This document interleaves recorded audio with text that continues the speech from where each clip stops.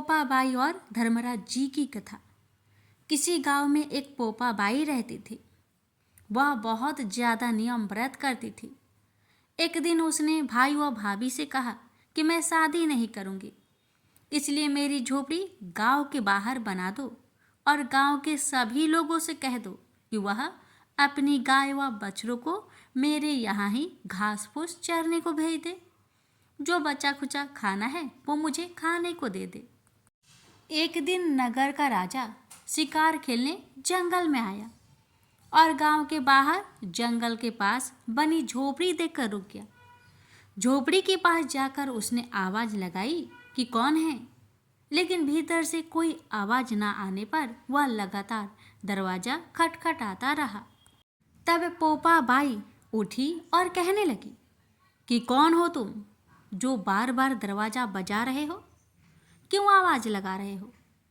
राजा ने कहा कि मैं यहाँ का राजा हूँ और तुम्हारे साथ विवाह करूँगा। पोपाबाई ने कहा कि जहाँ से आए हो वहीं चले जाओ। मैं किसी पराये आदमी का मुख नहीं देखती हूँ। राजा ने पोपाबाई की एक नहीं सुनी और उसे जबरदस्ती उठाकर ले गया। तब पोपाबाई ने राजा को श्राप दिया कि उसका सारा राजपाट नष्ट हो जाएगा। महल में आने पर राजा की रानियों ने सारी बात सुनकर राजा से अनुरोध किया कि इसे वहीं वापस छोड़ आओ। राजा जब पोपाबाई को वापस झोपड़ी में छोड़ने जाने लगा तो रास्ते में पाप की नदी आई, जिसमें वह डूब गया।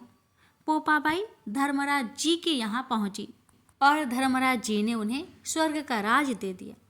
एक बार एक सेठ व सेठानी मृत्यु लोक से स्वर्ग लोक को आए। उसके द्वार बंद देखकर वह धर्मराज जी से द्वार खोलने का आग्रह करते हैं। धर्मराज जी कहते हैं, इस द्वार पर पोपाबाई का राज है। इस पर सेठ सेठानी कहते हैं कि हम पोपाबाई को नहीं जानते हैं। धर्मराज जी उन दोनों की बात सुनकर कहते हैं कि तुम दोनों 7 दिन तक मृत्यु लोक में रहो।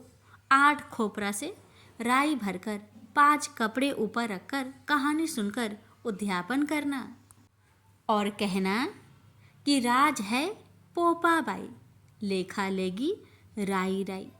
प्रेम से बोलिए धर्मराज भगवान की जय, पोपाबाई की जय।